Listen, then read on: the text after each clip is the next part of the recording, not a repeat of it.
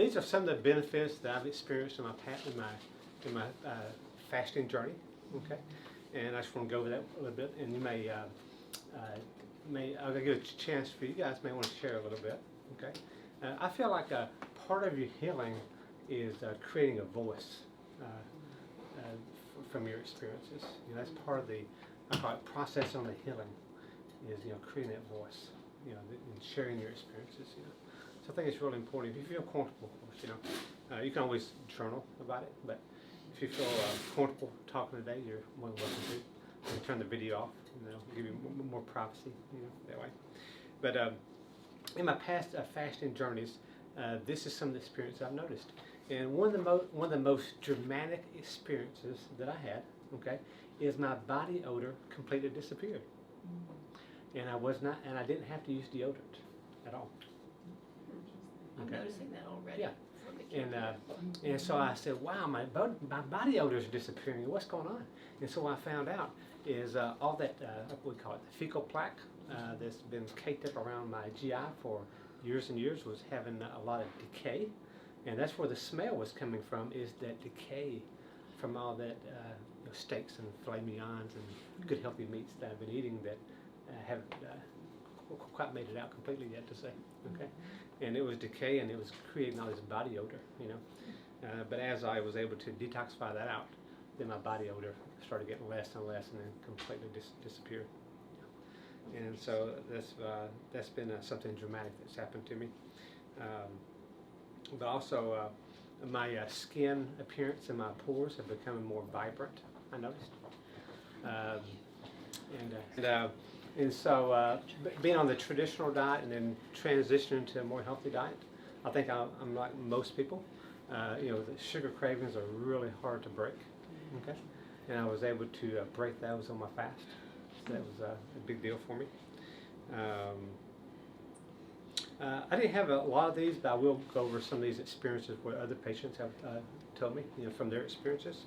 Is a lot of people have had less brain fog and more brain clarity through their fast, reducing fatigue and exhaustion. Okay. Also, less water retention. A lot of people have commented about that during the fast. A lighter, more youthful feeling, or the body is less inflamed going through this fast. A lot of people, especially in the area of my community I deal with, they have a lot of histamine reactions, and that can cause a lot of inflammation in our body, skin rashes and things like that on extreme cases. And people have noticed that the skin has calmed down quite a bit during the fast because some of the food may have been causing a flare-up or histamine reaction from that. Also, headaches have been diminished with a lot of my patients this fast, and lowering allergy reactions, and also excretion of heavy metals have been able to come out. And so that's some of the things that we've been experiencing and benefits during our fasting journey. And so I do want to congratulate you today that you made a tremendous accomplishment by going through a fast. You're breaking the norm, I call it. By creating a lot of self-discipline in yourself, to say no, and hey, come on in. Just don't know if we saved a seat for you. Thank you. Yeah, and so what was it? So by saying no to your self-desires or cravings, that actually creates a very strong spiritual body, inside you also, and I think that's very important for us. But what's happening is during your fast, your gastric juices are shutting down.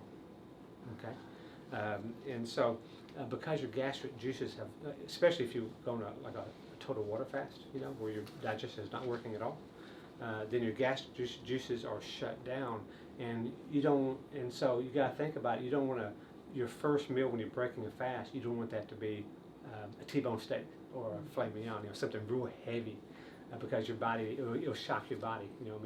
It can't go from being in the Bahamas on vacation to a full day at the office. It can't make that quite transition to say it needs a slower pace to transition in for those first first 2 days back from a vacation, to say.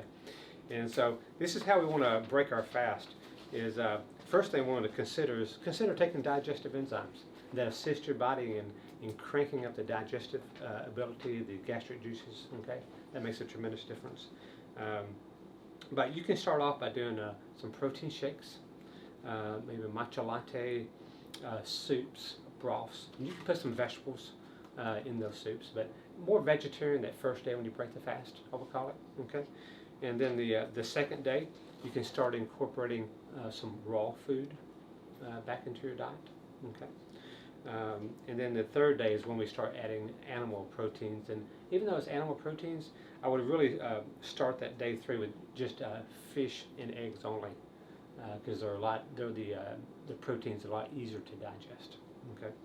And then on day 4, then you can add in maybe chicken, turkey, beef, or other proteins into that area. Okay. And so one of the things I learned from working with the Germans many years ago is they taught me how disease progressed in the body. Okay, and so one of the things we talk about is say, I'm just going to use an analogy. Okay, cancer is not something you traditionally catch. Okay, it's something that's created in your body over time. Okay, and it starts with a body becoming very toxic, to say. Okay, and then once those the burden of toxins keep increasing, they hit a tipping point. Okay, and that tipping point, we call it in the German homotoxicology, they call it the biological line. Okay, and so when your toxicity increases to a certain amount, disease starts progressing, and you cross over the biological line, then no longer will diet and exercise, meditation bring you back over to a good health state. Okay, when you cross over the biological line, then it demands a more therapeutic action to recover. And so this is one thing that's been very important for me to understand. So they could include different types of therapies. It could be hydrocolonics. It could be saunas, maybe hands-on massage. Helping to manipulate and push out the toxins to the lymphatic system. It could be sweat, like in a sauna, like a far infrared sauna. We have promote those, and it could be targeted supplements, remedies, amino acids to really support the human body to get stronger again. Just say. Therapy in the States, because everybody gets in trouble, and it's very expensive. And I have 4 children, and I'm the sole earner, so like I don't want to leave my family, and so having to take them with me was like, I got to take them with me for 3 weeks, or most of them were 2 to 3 weeks. And so anyway, I just got to studying, well, what do they do at these places? Well, they do some type of thermal therapy. They'll call it a lot of different things, but all it is infrared saunas or regular saunas, so it's heat therapy. So I bought myself an infrared sauna. I have one in my garage. I do it every morning. I go outside in the earth every morning. Before the first thing I do is I go outside, rain, cold, I don't care what it is, I don't miss that one. I go get my charge, I'm going to meditate, and I do my breathing, I pray, and literally, like, without fail, he shows up. It's just bizarre.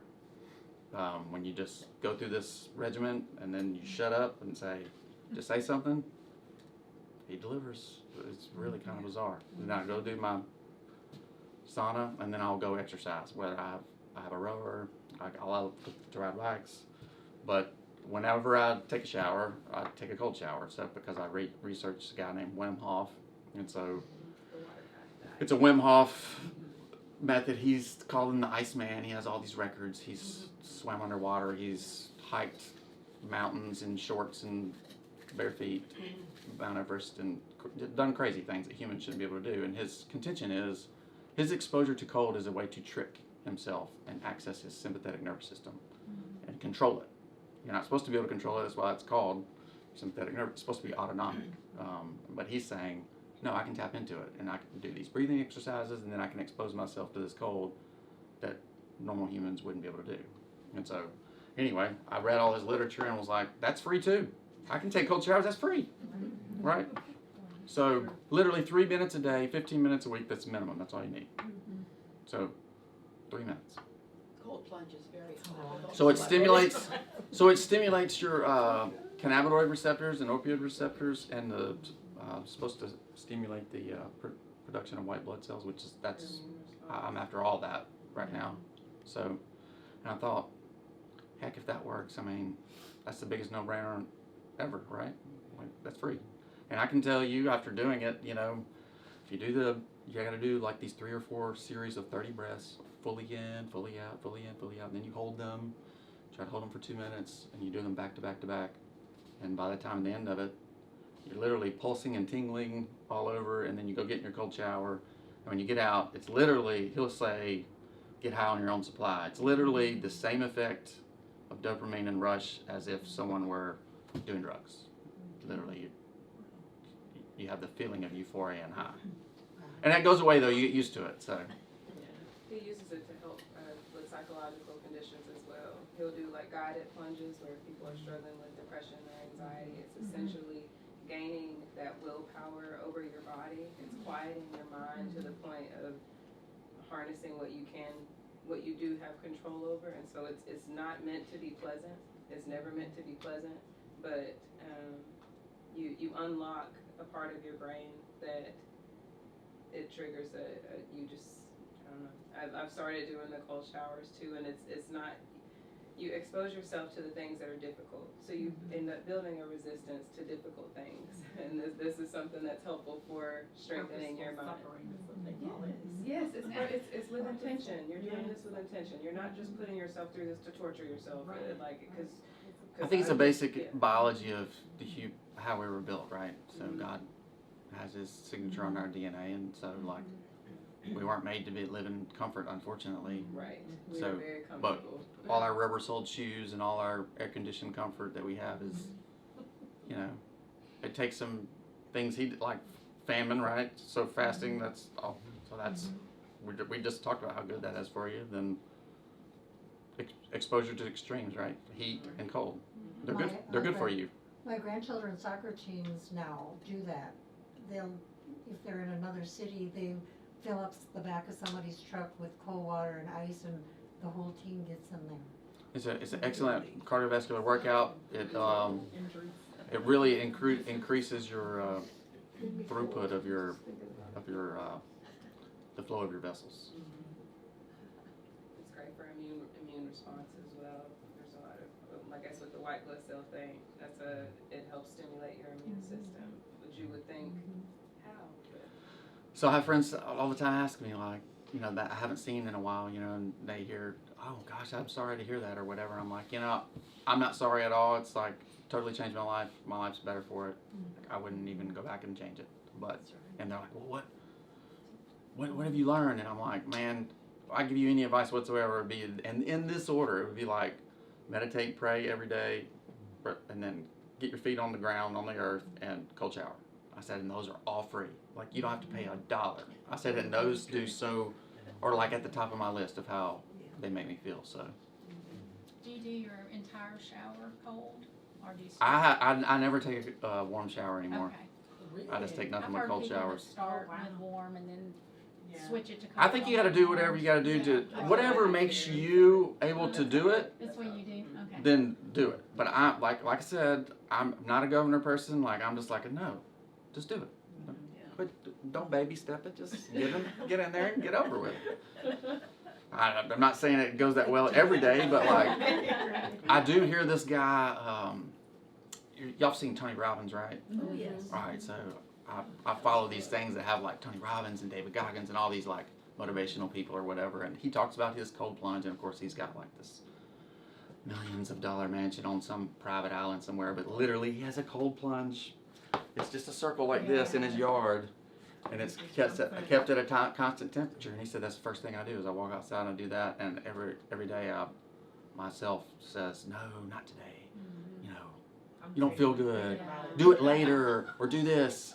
And you know, he used some expletives. He said, no, you know, you do what he goes. You do what I tell you to now. Get in there. So that's where I got from this. I hear his voice when I get in the shower, and I'm like, no, it's too cold. And I hear his voice like, no, now, go. Right. He's a big redneck. Self-motivated. There's a chef in LA that cured his rheumatoid arthritis, and he has a plunge thing on his deck that he does. He's on Instagram. He does it every morning. I watched all these podcasts and all these interviews of people who beat cancer because if they beat it, I want to like.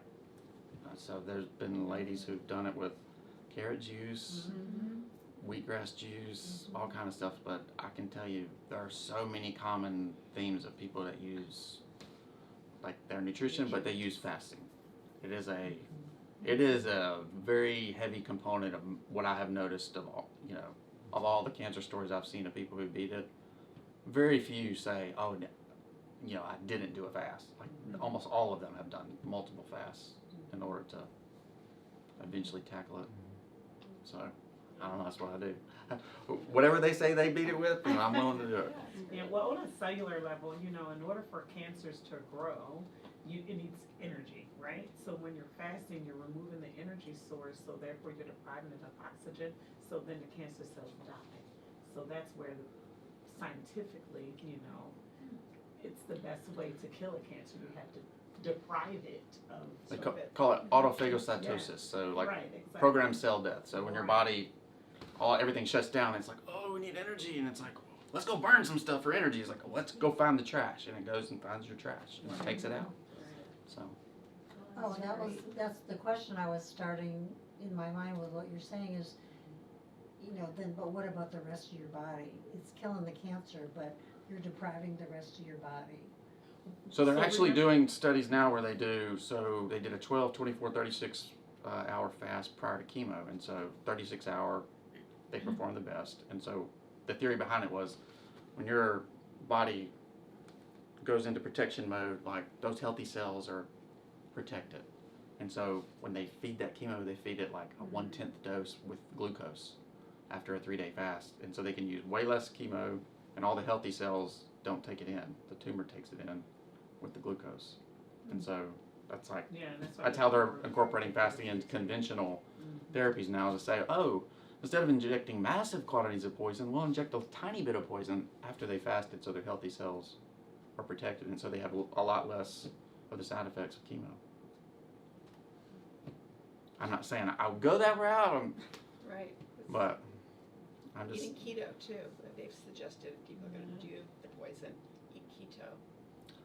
I'm diametrically opposed that a poison is the answer to a disease my body created. Exactly. It doesn't seem, that's not a logical argument that I can like play out in my mind anyway.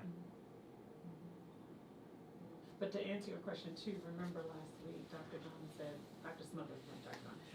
Smothers said that when he did your first fast, right, you lost a lot of muscle tissue because his body is trying to find a fuel source.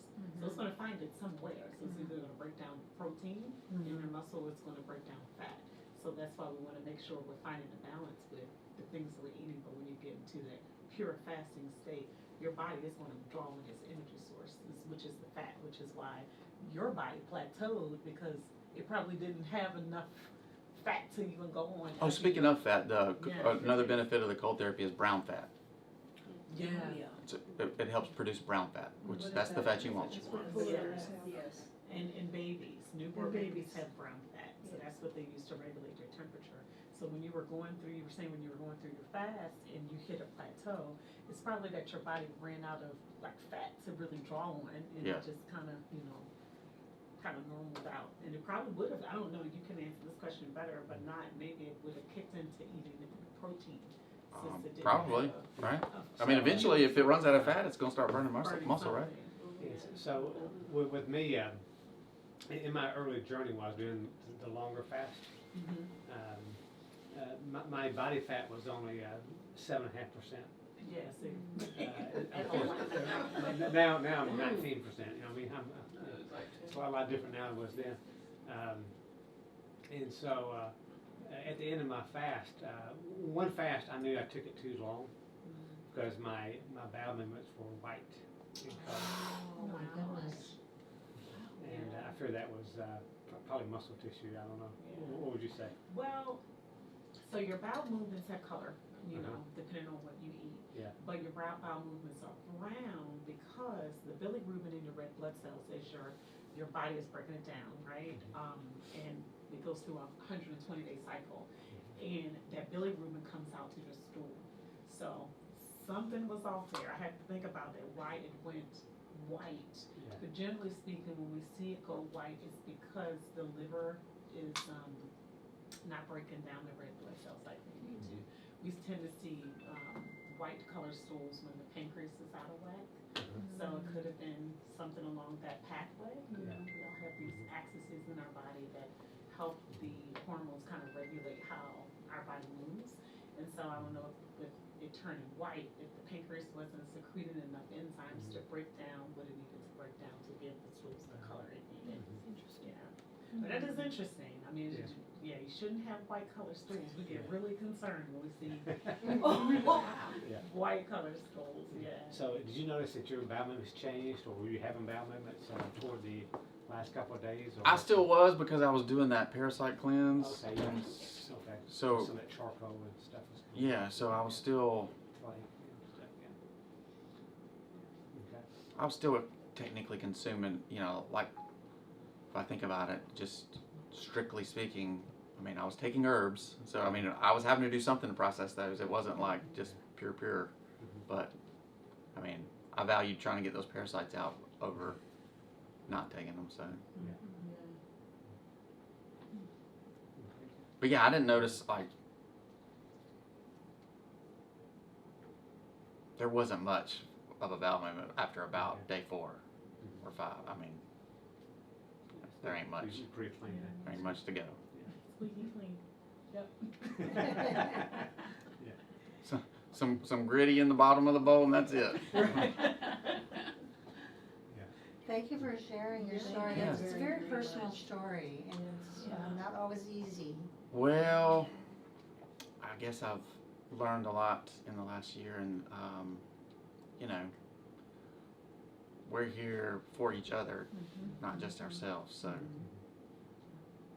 I have to learn how to say no to people because I don't know how to do that, and I've spread myself too thin. But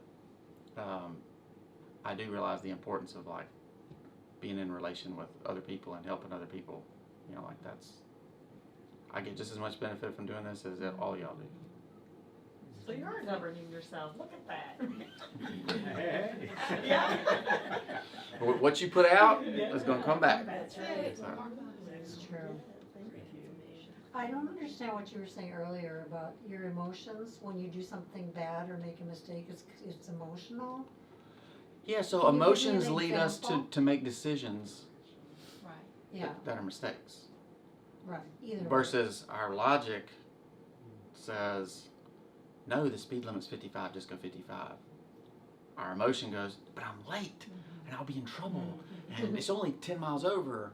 And that's a very, very simple example, but I mean, your emotion gets you tied up in all kinds of things and you make a decision.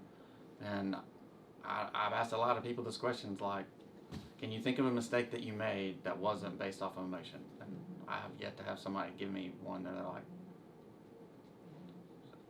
really your emotions will betray you if you're not cognizant of them, right? So that's, I guess, another most important thing from this year is learning, like, what you think is what you are. And most people don't catalog their thoughts. I know I never did.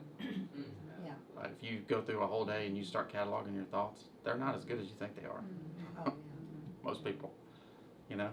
And so I agree completely. being cognizant of your emotions and how they're affecting you and how do they affect what decisions you make today. Like, did I not do something I should have done because I didn't feel like it, or I wanted to do this other thing that's not nearly as important? You know, that's kind of what I mean by be careful of, if you're not cognizant of your emotions, they will lead you down paths that are not productive for you, or not the best. Addiction. Causes irrational thoughts. Right. Like, we always say in medicine, I know people that look at doctors oftentimes, they say, oh, they're so cold, they're very detached. It's because we have to shut down the emotion. Otherwise, you guys would die. Okay. I'm not gonna lie. I've been in an ICU setting many a time and people are coding. If I got emotional, I can't run the code. I have to center myself and say, okay, let me become this rational and pull on all of the training I know to tell people what they need to do. And you have to be calm. You do not want an emotional doctor in that stage. Yeah. You know, so we do seem to be detached, and we have to, because we get too emotional and too attached to our patients. And I'm not so good at it, which is why I didn't go into certain professions because I know I'm too emotional. Because we take it home with us. So I would tell our patients all the time, like, you know, I need for you to do these things because when I go home, I need to sleep at night too. Yeah. It's not, you know, I'll be thinking about you too. You know, are they okay? But in that moment, you do have to kind of, my family always says, why are you're just so, you know, cold. And I'm not, you know, I'm like, what are you talking about? I feel it in here. I just need you to do what I say do. But I have to say it, you know, you have to, otherwise we'll be a wreck. But that also what gives us our grade too, because we're being so You know what I mean? We have to, you look at a medical student, I was thinking about this on the way over. A medical student who enters residency, and depending on the residency they go into, you watch them age. And we generally see it in the male surgeons. Yeah, it's very similar to how the president ages. By the time they're in their 5th year or 7th year of training, they have a lot of gray. And it's because they're managing a lot of stress. I agree with that. I think they can serve a purpose, but it's all about balance. I think that's the bringing full circle. I think that's the beauty thing about a fast. Because your hunger is a really strong emotion. And so you're just battling with it the whole time. And so you're just making your mind strong. And you get a side benefit that your body is healing while you're not eating. You know, it just takes a lot of energy for your body to process everything you eat. So just the simple act of not eating is actually making you better. It's kind of crazy. It's so counterintuitive because we've all been raised to say you need to eat these things from the. Well, have we been raised that way? If we was. go way back, like, wouldn't we be out and we would know that, like, what does a wild animal do when it gets in a fight and gets injured? It goes off by itself to a quiet, protected place where it feels secure and it doesn't move, it doesn't do anything, it doesn't go look for food. It just sits and its body heals. And then when its body's healed, it tells it, you're hungry, go get something to eat. So, like, Right, but nobody told me